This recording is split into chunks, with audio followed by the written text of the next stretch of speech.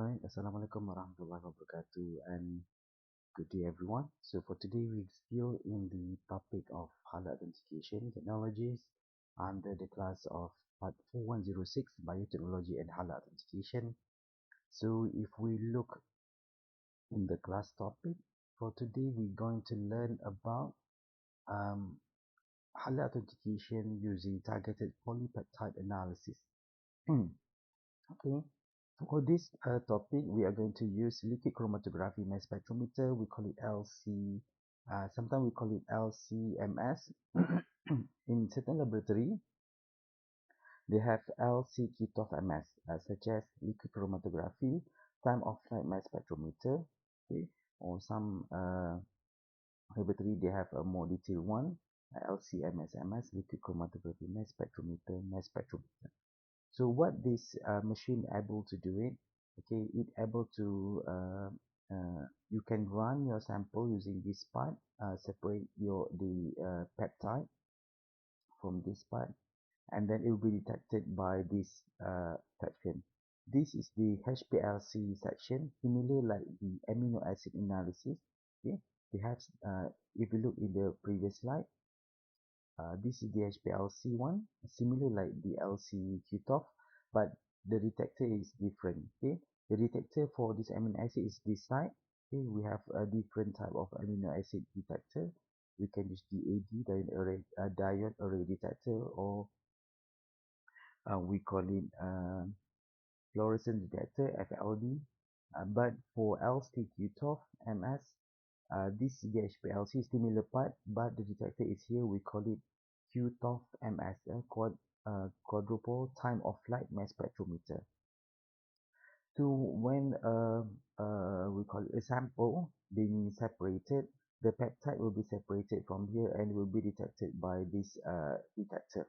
Okay, so in this detector, it will identify a polypeptide that will be specific to the non-halal or halal sources. So this is how the result looks like.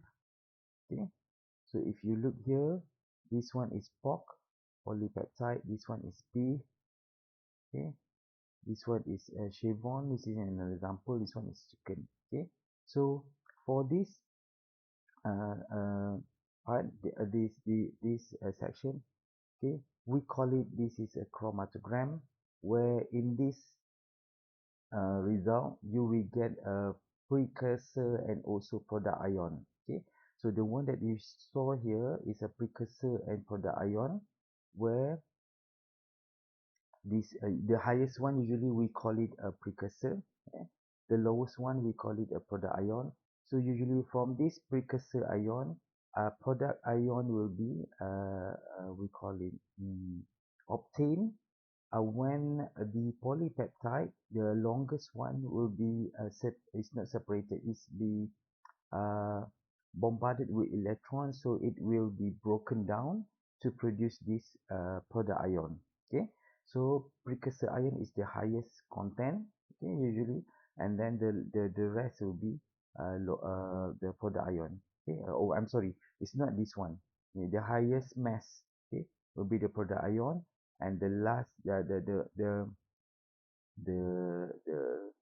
lower mass here will become a product ion. This one will be, sorry, this is a precursor ion. Okay, for example, this one 1011 5.39993 is the highest weight of the parent ion or precursor ion. Then when it is bombarded with another electron, so it will be broken down to get a lower amount.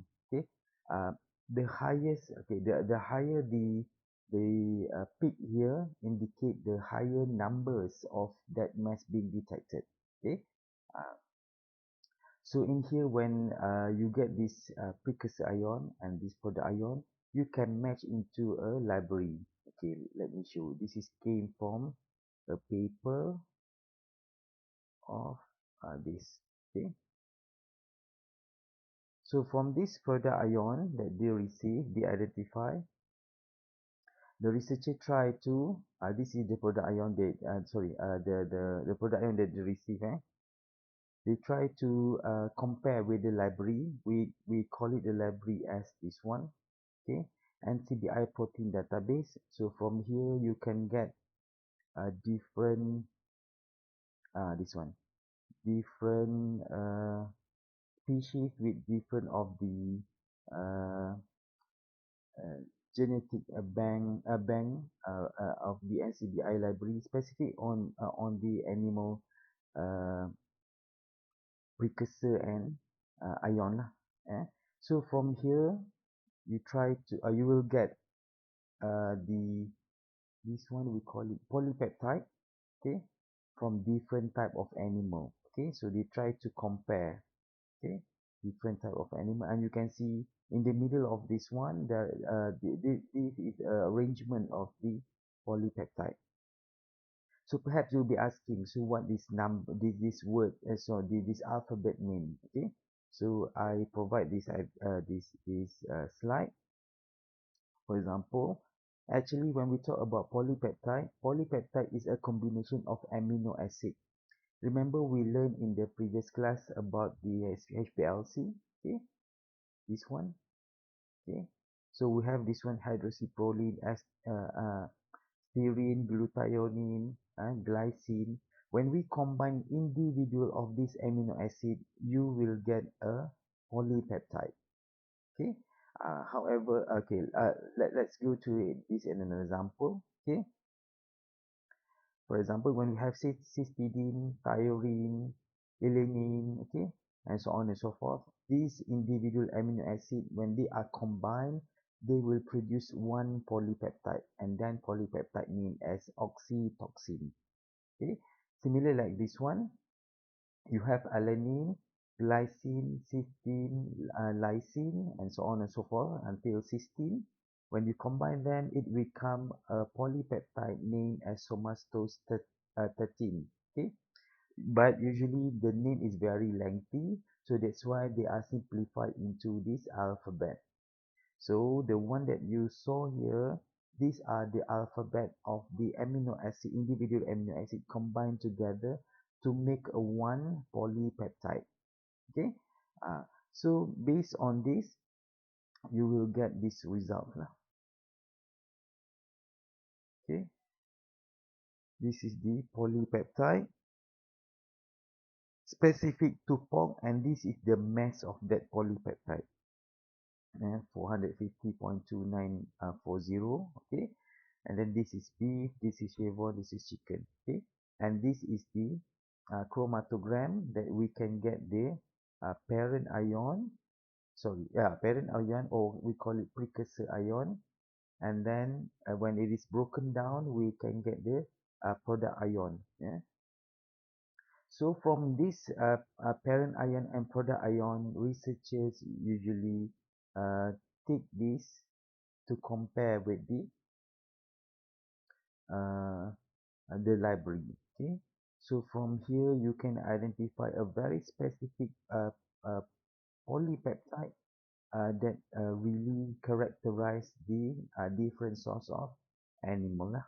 Okay, so in the future, okay, in the future, if the researcher or the laboratory receive unknown sample, so they try to get the setting of the machine to be at this particular range of mass, yeah? So that if they get this particular mass, they will confirm that the presence of whether it's pork, beef, or chevron or chicken in the specific in the sample to indicate the presence of the different type of animal source. Okay, so this is how we use uh, polypeptide for the analysis of halal authentication. Okay, okay. When we talk about this one, uh, let me check and share to all of you. There are different equipment that we can use to detect polypeptide. So for example, in this researcher's work, Dr. Anisara, she's now at UITM Shah Alam. So when she studied about this, he doesn't use only one LC Q12MS machine. Okay, usually he will use two type of uh, machine or instrument. The first one, yeah, LC Q12MS. This one for screening purpose only. Okay, then after that she will compare from the result of LC Q12MS. She will compare the precursor uh, and product ion to the NCBI protein database. We call it gene bank. So from there she will get the we call it candidates of uh, candidate of polypeptide based on the parent and product ion. Then after she confirm of this gene bank, okay, he will now identify the parent ion, the confirmed and parent and the product ion. Then she will use another machine, we call it LCQQ MS, or we call it LC because we have three Q here, we call it triple quad, triple QMS. So when we have this triple QMS, you will add or you will setting the LCQQ MS to go to specific mass here, this mass. Yeah? 450 to 2940 for pork, 456 7 to 2960 for beef. Yeah? For chicken, 450 to 0.2883 for chicken.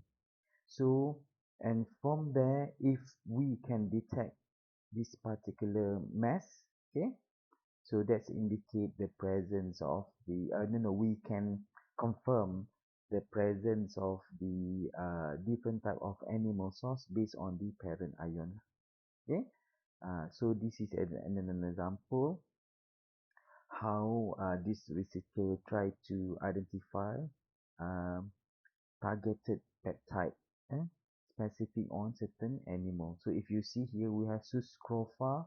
Suscrofa mean pork, okay, which is more generic one. They are not so specific to the pork species, but the more generic one. Okay, and then uh, from this Suscrofa, the NCBI accession number of Suscrofa, we can identify the mass of the parent ion, and then this will be reflected by the arrangement of this polypeptide. Okay, so this specific arrangement of polypeptide can become an indicator, or we call it a bioindicator, to differentiate different type of animal sources. Okay, so this is the one that I took for our class.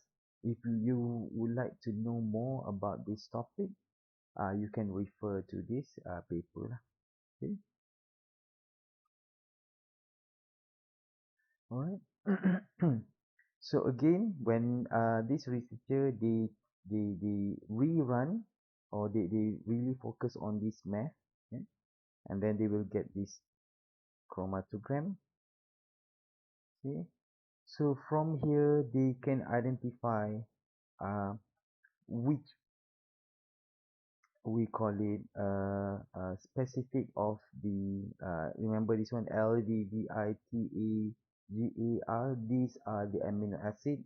So from this amino acid, the molecular size can be detected based on this.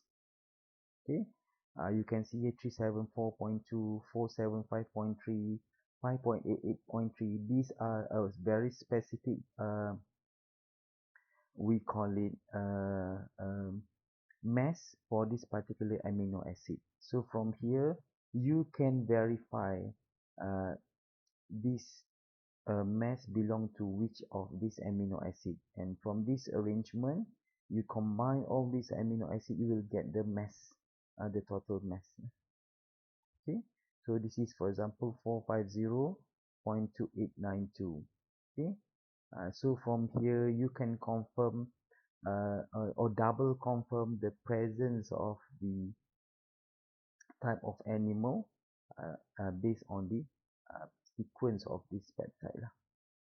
Okay, this is all the information that you can get from the two machine, LC QTOF-MS and also LC MS-MS. Okay, this one. Okay, so this is how the result looks like. Okay, um, before we end, I also like to suggest to read another topic. We call it another technique on how to identify the presence of non-halal sources using protein biomarkers profiling. Okay, because remember we talked about protein-based sample. Okay, we have covered about the DNA, amino acid, and just now we talked about polypeptide. But we have a bigger compound that we can detect. Actually, we call it protein biomarkers. Yeah? So in protein biomarkers, we use this technique. We call it SDS page technique, but this one it is a profiling. Okay, for example, when you have a protein, you can separate the protein using an SDS detergent separated with pitch. Okay, what are this mean? Okay, let's go to this our reference. Okay, so we have this SDS page technique where SDS page yeah, this SDS page means what? Okay, let us try to Google. Okay,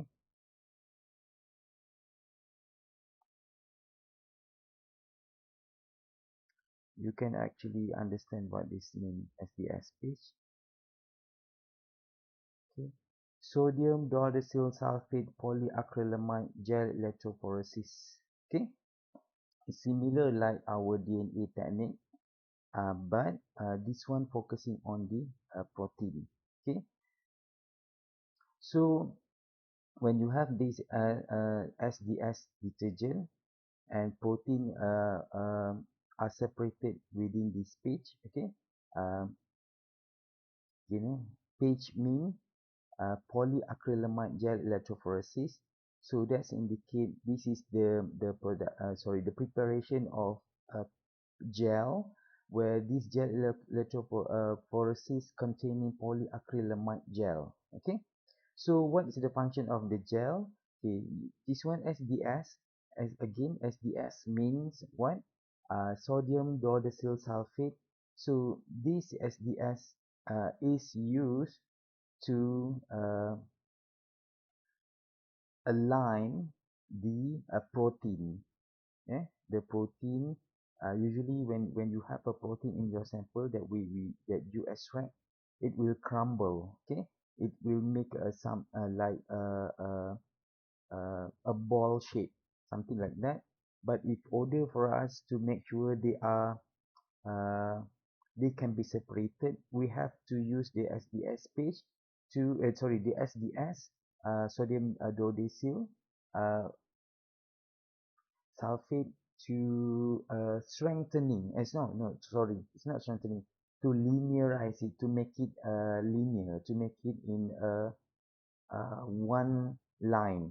Okay, so that's why when you have it here, and then they are pipette onto the page, polyacrylamide gel here, and then you switch on this um, electronic machine, so it will be separated from, I think, from negative to positive. So the movement will go from no, sorry, from positive to negative, something like that. So it will move from the top to the bottom, so you can see here. Okay, so this is how we get this actual result lah. Okay, while it is separated, you can view it under Kumesi blue color or Western blot technique. So from here, okay, you will get the mass.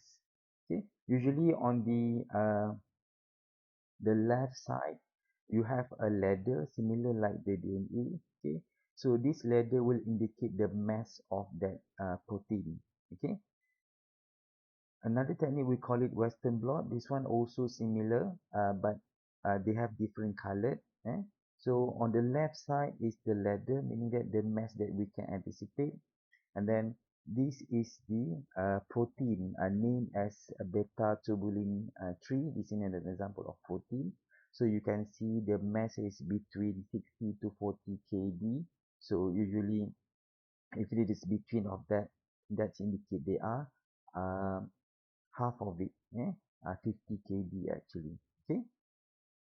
So from here, since we don't know whether it belong to porcine or so on, okay, usually the researcher will uh, we call it use a multivariate data analysis as well. It's similar like our HPLC result. Okay, so it will produce a similar result for fish, bovine, and porcine sources of animal. Okay, if you want to read more about this one, you can read in our reference profiling of protein. Okay, so the researcher that being conducting this research is Dr. Noazira. She's from in HART as well. So in her research, she carry out or she differentiate different type of animal using this SDS page. Okay, so for example, from the SDS page that being used, uh, she able to identify different mass of the uh, different animal. So we have 17, 160, 145, okay, until 52 kDa.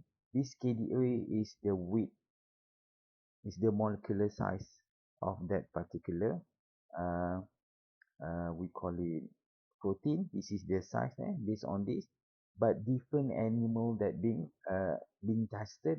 So from there, Dr. Azira incorporate her the detected protein, okay, or using multivariate data analysis. So from there, she will compare the grouping of the animal that share a similar marker. Okay, so to read about this one, you can find Dr. Azira papers lah. Okay, so try to look at this these two topic, the targeted polypeptide analysis and protein profiling of protein as part of authentication technique. Okay, so I think that's all when we want to talk about this protein based technique. Okay, so we have covered all four protein based technique for halal authentication. In the next class, we will learn about all these techniques. We'll have functional fingerprinting group using FTIR and also fatty acid metal esters profiling as well for using GTMS, gas chromatography mass spectrometer. Okay, so knowing this protein-based sample, if you look here, they are the most we call it the most numbers of authentication technique that are viable in the science field lah. Okay, so from here we can use this approach, especially when you have a protein-based sample. You have we call it meat, for example, or if I'm in the HART laboratory, we receive a client's report, a question about a protein request on if they say that they have specific uh, product that are protein based. So I will look at these four techniques. Okay, in certain laboratories they don't focus on one technique alone. They will try to use at least three techniques, for example DNA, amino acid, and polypeptide. If those protein can if those technique produce two result positive for porcine and one is negative, so that's indicate they can make a conclusion the presence of that particular animal or source. Okay, so uh, having high number or different ways of or technique to conduct authentication is better actually. If you have for even for one particular sample, you can test on different type of approach, then it will be better. Okay, However, as I mentioned, if you look here, as we learn, polypeptide and amino acids using high-end instrument, so it's very expensive as well. But compared to protein biomarkers and DNA specific, they don't use a very high-end instrumentation. However, the chemical that we need to use, and the primer, the gel, all right, and then the sometimes we have the tag polymerase. Those chemical in this DNA and protein biomarkers are pricey as well. Okay, so that will become a challenge when we want to use a protein-based sample, but the result is quite reliable. Okay, so I think that's all for today's class. I hope we will can meet in the next class, and we will try to decide on what date that everyone can visit in HART laboratory, so that I can share with you and show to you the all the equipment that we have, and we can relate back what we have learned in the previous classes. All right, so I think that's all from me. Thank you again. Assalamualaikum warahmatullahi wabarakatuh.